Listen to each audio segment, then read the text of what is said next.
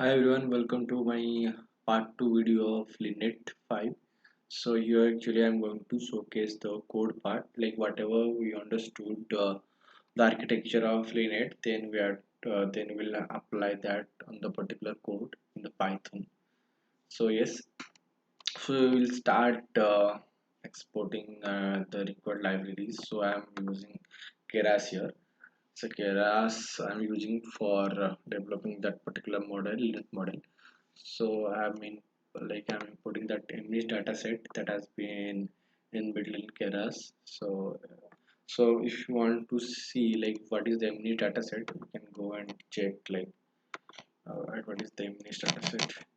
Image image data set. Image data set is nothing but okay. So this is basically the image data set, like all the type of handwritten zeros are given and we have to predict, okay, those numbers are 0 or 2 3 5 or whatever it is. So okay, so this is basically the data set and we're going to see, okay, so we're importing from layers. From dataset we're importing image dataset. From layers actually we are doing the convolution layer and average pooling, dense, flatten, and sequential.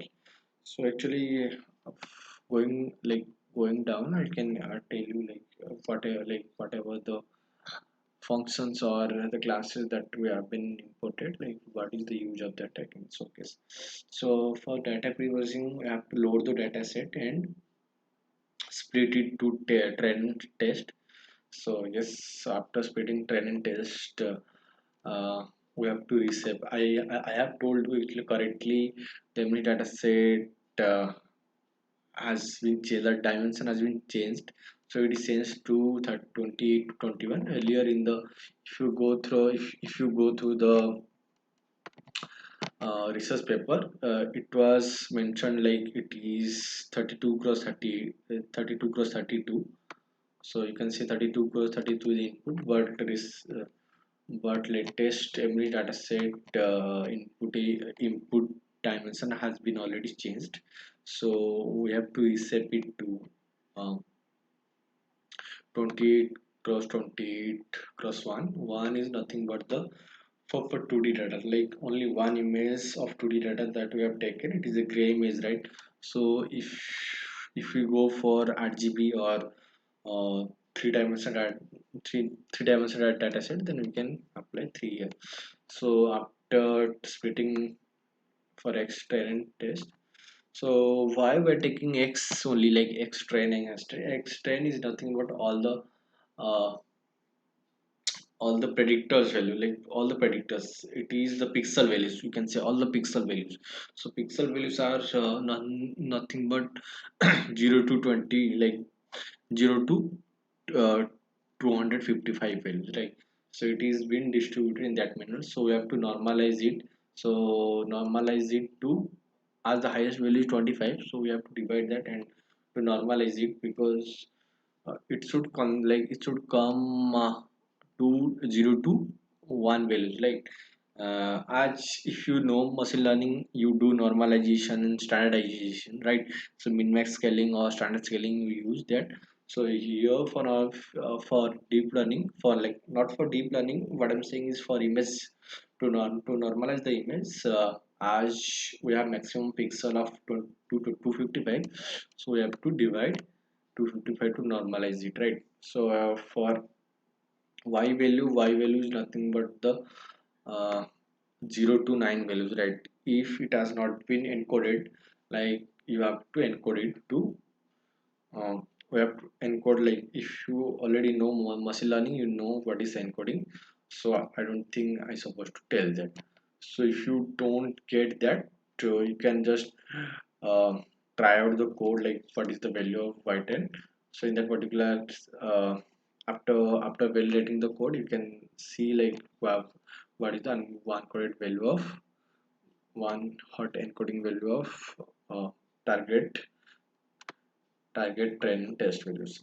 So after that we have to build the pipeline. So the starting of the pipeline is nothing but we have to create the object of the sequential. So yes, we have already imported sequential from the Keras models. So from the Keras model, we have to build the pipeline here. From starting of the pipeline, we have to create the sequential object, right? So in Python, we have to create object like that. So we have to create object, and in that particular object, we have to add functions, right? We have to add must be a function there in that particular object. So we have to add multiple layers. So if I'm not wrong, you can see the first layer is like the image layer. The second one, like the second we have to input the convolution layer by applying what? By applying 5 cross 5, by applying 5 cross 5 filters. Like so, we have to apply convolution layer. How we are getting convolution layer? We have to apply 6 5 plus 5 kernels, and we are applying activation function as tannage. Because why we are applying here the activation function? Here activation function is nothing but the normalize. Like for normalization we have to use that, because if you take that particular uh, kernels means kernels are nothing but the uh, in the kernels we have different values. So that values actually we take and multiply with the pixel size in the input image, right? So then you take the multiplicative summation, so we may get a large number of values in that particular thing. We need like now we have taken on only single like for gray image we have taken for 2D data, but if we get 3D data, then we may get very large number of multiplicative summation. So for that normalization we can use tannage, or sorry, not tannage, you can use attribution function. So here actually we can use ReLU or something, because at that particular time when LINET was invented, ReLU must not have been introduced, so they have used hypertangent. So we can use ReLU here, so no issue. But I'm showing like whatever it has been written in the paper, right? So first layer is convolution layer, then they have applied average pooling, like with try to average pooling they have applied 2 cross 2. So yes, we have applied average pooling 2 cross 2, then 16, then they have another, then they have another convolution layers. How they got the convolution layer of 10 of 10? By applying 16 5 plus 5 kernels, right? So we have to apply 16 5 plus 5 kernels. So again we have applied average pooling. So after that average pooling, so we have convolved again by giving what? By giving uh, 5 plus 5 filters. So oh, actually when we call this flatten layer, it's nothing but it's internally it is using filters to flatten the pixel values. But here we just have to create the object, so it will understand from here the feed forward network will start, because it is the input as you can consider the machine learning. So machine learning, like what happens, all the columns will be given to the feed forward networks. So similarly, it will just flatten all the metrics with 1 cross 1, then the feed forward network will start. So so what is the feed forward networks here? So we have taken 120 such values. So 120, so 120, so yes, 120 neurons we have taken. So then 84, then 84 neurons for feed forward network, then 84 neurons, then 10 neurons. This is the output layer, right? For output layer we have taken softmax. Okay, so this is the model summary, you can say. So we have, as we have taken 20 uh, 28, right? So suppose you can calculate. So input size is 28 cross 28. So 28 cross 28 after applying 5 cross 5. So it will get what? 28 minus 5 plus 1. So 28 minus 5 is 23 plus 1 is 24. So you got 24 cross 24. Then after applying convolution like abyss fooling, so it will get 12. Then after applying 5 plus 5 filters, so it will get 12 minus 5 plus 1. So 12 minus 5 7 plus 1 is 8. So all the calculation of the all the calculation of dimensions will happen according to the similar methods, right?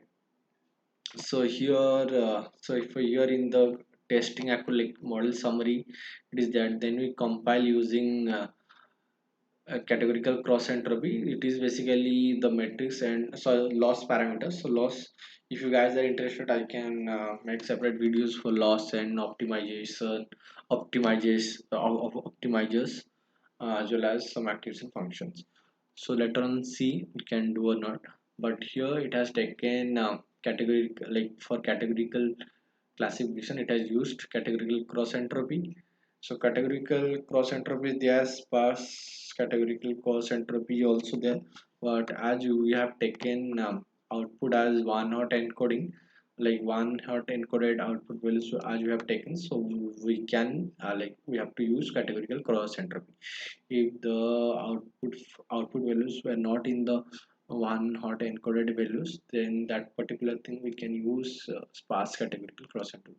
For optimizers, actually the Adam was not invented till that linet, like in that linet while testing linet 5, the Adam optimizer is not been invented, but still for getting better what to say, better accuracy or better treatment of gradients, so I have used Adam optimizer. Then okay, yes, so I have used 10 epochs and batch size is 120. So batch size epochs is nothing but batch size is nothing but 120. So 120 samples for each gradient each gradient calculation. For calculating the single gradient is nothing but the loss with respect to the weight optimization. For for calculating one backward propagation, I am taking 120 samples. So I have taken such 10 iterations or 10 epochs, right? So validation data is nothing but the X test and Y test we have taken. So we have got this many, like test accuracy I've got some 98% and loss is 0.04. So here well loss is nothing but the validation loss, and the loss is the entire training loss, you can say. So here from that parameter you can identify the overfitting models, right? So okay, this is all about the coding part. So next video we'll see about AlexNet and various different uh, s- computer vision algorithms after uh, after few videos. Thanks for watching.